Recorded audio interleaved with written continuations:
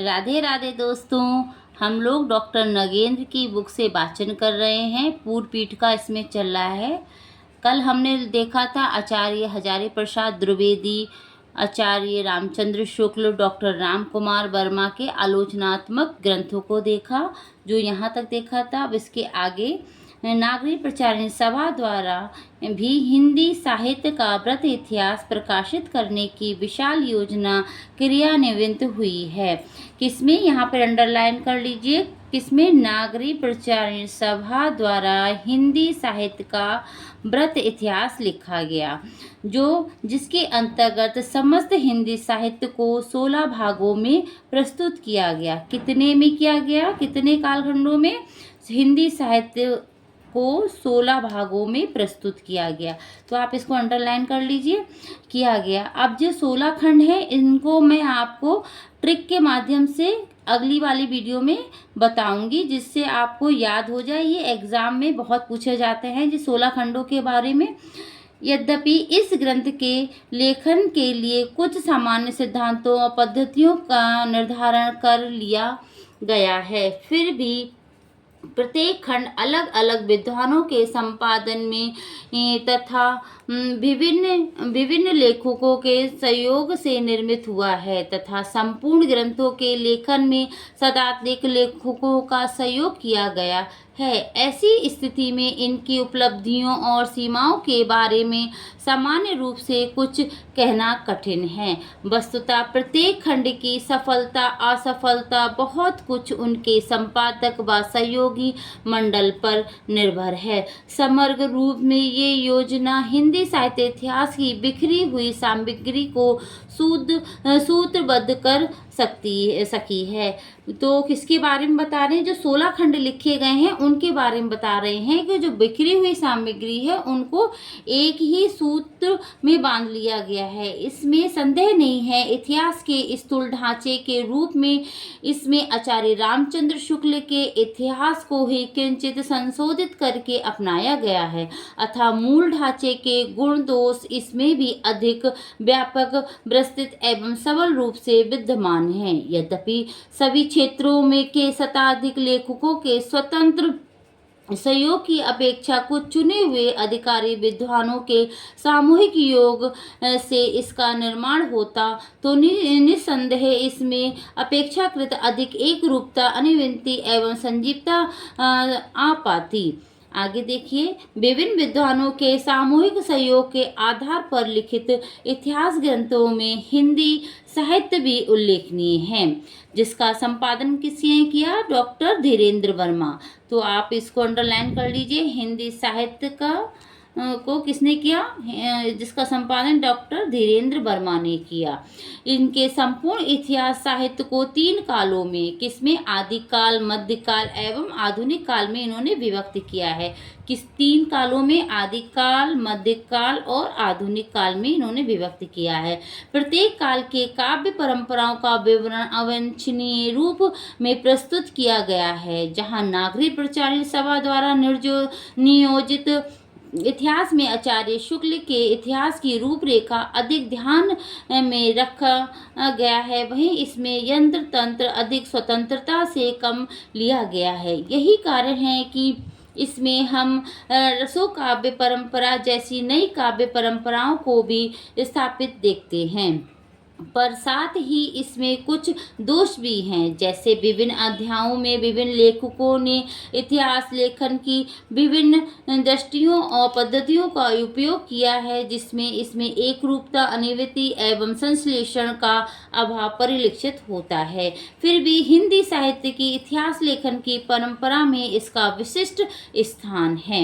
आगे, और उपयुक्त इतिहास ग्रंथों के अतिरिक्त भी अनेक शोध प्रबंध और समीक्षात्मक ग्रंथ लिखे गए हैं, जो हिंदी साहित्य के संपूर्ण इतिहास को तो नहीं, किंतु इसमें किसी एक पक्ष, अंग या काल को नूतन ऐतिहासिक दृष्टि और नई वस्तु प्रदान करते हैं। इन सब का विवेचन तो यहाँ संभव नहीं, किंतु इसका संकेत अवश्य किया जा सकता है क्या किया जा सकता है, अब ये बता रहे हैं आगे। यथार्थ जैसे डॉक्टर भगीरथ मिश्र का हिंदी काव्य शास्त्र का इतिहास, इसको आप अंडरलाइन कर लीजिए। डॉक्टर भगीरथ मिश्र का क्या है ग्रंथ, हिंदी काव्य शास्त्र का इतिहास। और डॉक्टर नगेंद्र का रीति काव्य की भूमिका इन्होंने लिखा।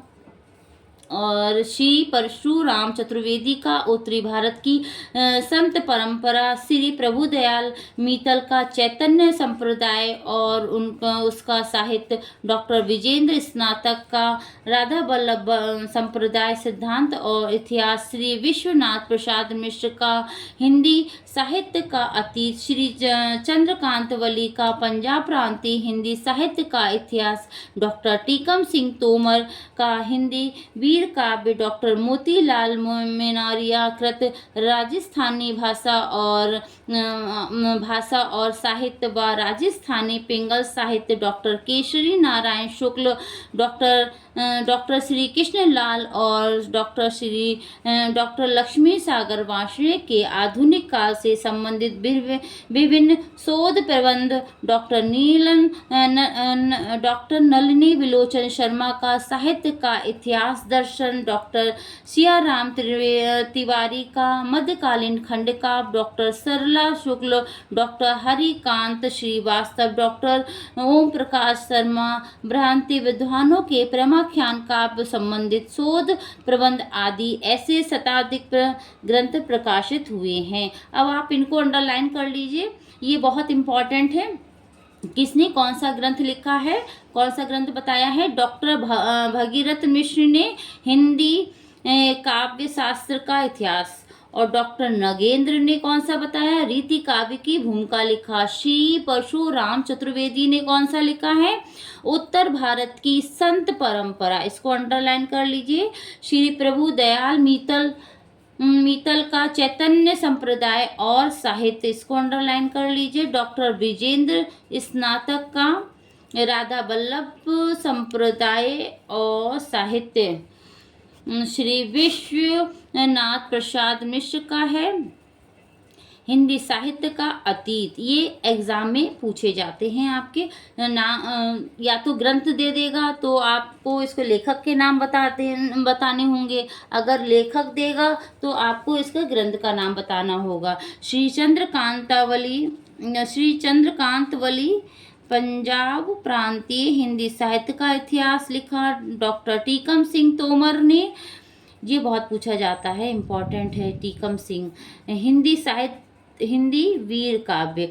मोतीलाल का भी इम्पोर्टेंट है, मोतीलाल मेनारिया कृत राजस्थानी भाषा और साहित्य व राजस्थानी पिंगल साहित्य। और डॉक्टर केशरी नारायण शुक्ल ने और डॉक्टर श्री कृष्ण लाल, डॉक्टर लक्ष्मी सागर वार्ष्णेय के आधुनिक, ये इन्होंने मिलकर लिखा का संबंधित विभिन्न शोध प्रबंध लिखे। डॉक्टर नलिनी विलोचन शर्मा ने साहित्य का इतिहास दर्शन लिखा और डॉक्टर सियाराम तिवारी ने मध्यकालीन खंड काव्य, डॉक्टर सरला शुक्ल ने और डॉक्टर हरिकांत श्रीवास्तव ने, डॉक्टर ओम प्रकाश शर्मा ने भ्रांति विद्वानों के प्रेमाख्यान काव्य संबंधित शोध प्रबंध आदि ऐसे शताधिक ग्रंथ प्रकाशित हुए हैं। ये आप लोग याद कर लीजिएगा और नोट कर लीजिएगा, बहुत इंपॉर्टेंट है एग्जाम की दृष्टि से, जिसके द्वारा हिंदी साहित्य के विभिन्न कालखंडों, काव्य स्वरूपों, काव्य धाराओं, उपभाषाओं के साहित्य आदि का प्रकाश पड़ता है। अतः आवश्यकता इस बात की है कि इन शोध प्रबंधों में उपलब्ध नूतन निष्कर्षों के आधार पर अद्यतन सामग्री का उपयोग करते हुए नए सिरे से हिंदी साहित्य का इतिहास लिखा जाए। ऐसा करने के लिए आचार्य शुक्ल द्वारा स्थापित ढांचे में आमूल चूक परिवर्तन करना पड़ेगा, क्योंकि वह उस सामग्री पर आधारित है जो आज से 40-50 वर्ष पूर्व उपलब्ध थी, जबकि इस बीच बहुत सी नई सामग्रियां प्रकाश में आ गई हैं। इस लक्ष्य की पूर्ति का एक प्रयास हिंदी साहित्य का वैज्ञानिक इतिहास में हुआ है, जिसमें साहित्य इतिहास के विकासवादी सिद्धांतों की प्रतिष्ठा करते हुए उनके आलोक में हिंदी साहित्य की नूतन व्याख्या प्रस्तुत करने की चेष्टा की गई है। इस प्रकार गार्सा दत्तासी से लेकर अब तक की परंपरा के संक्षिप्त संवेक्षण से ये भली भांति स्पष्ट हो जाता है कि लगभग एक शताब्दी की ही अवधि में हिंदी साहित्य का इतिहास लेखन अनेक दृष्टियों, रूपों और पद्धतियों का आकलन और समन्वय करता हुआ संतोषजनक प्रगति कर गया है। इतना ही नहीं, हमारे लेखकों ने न केवल विश्व इतिहास दर्शन के बहुमान्य सिद्धांतों और प्रयोगों को अंगीकृत किया, अपितु उन्होंने ऐसे नए सिद्धांत भी प्रस्तुत किए जिनका सम्यक मूल्यांकन होने पर अन्य भाषाओं के इतिहासकार भी उनका अनुसरण कर सकते हैं। तो आज हम लोग यहीं तक करेंगे और कल मैं आपके सामने नागरिक प्रचारण सभा द्वारा हिंदी साहित्य का व्रत इतिहास की जो 16 कालखंड हैं उनके ट्रिक के माध्यम से मैं आपको बताऊंगी। तो आप लोग कल का मेरा वीडियो देखिएगा और धन्यवाद।